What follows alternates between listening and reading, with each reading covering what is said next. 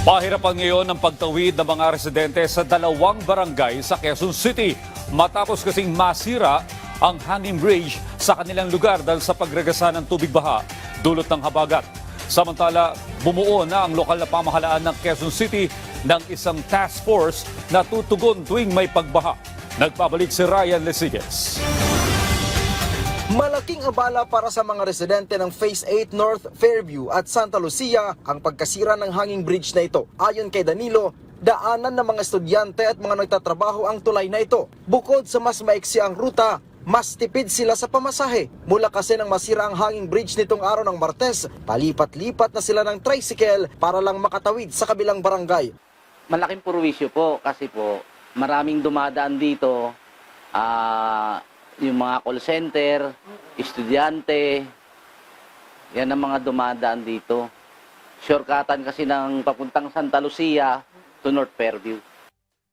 Kwento nga ng mga residente dito, hindi naman daw yung malakas na agos ng tubig baha yung sumira dito sa hanging bridge na ito, kundi yung tambak ng mga basura na inanod dito kasabay ng dahan-dahan na pagtaas ng tubig baha dulot ng walang tigil na buhos ng ulan dala ng habagat. Idagdag mo pa rin daw dyan yung naglalakihang punong kahoy na inanod at sumabit sa hanging bridge na ito dahilan para tuluyan na siyang bumagsak.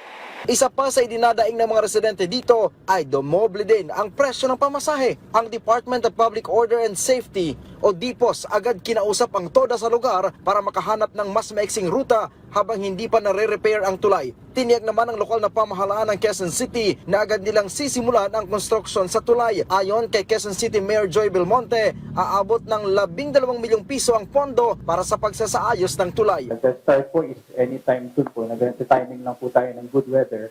Actually, dapat ongoing na po yung geotechnical study po niya. Hindi na po natin magawa kasi malakas po yung current ng ilog.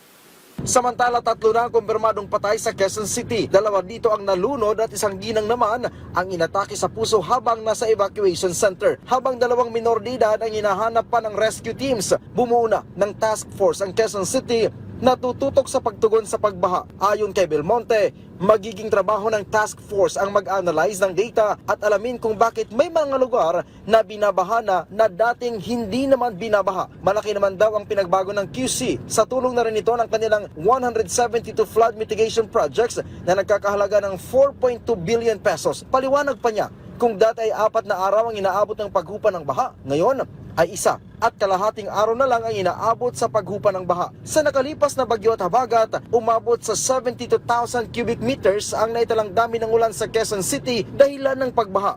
Katumbas ito ng 30 Olympic size na swimming pool. District 1 ang pinakanaapektuhan at District 4 umabot na sa 125 million pesos ang iniwang danyos ng malawakang pagbaha. Kasama na ang mga nasirang retaining walls, pader at riprap fences.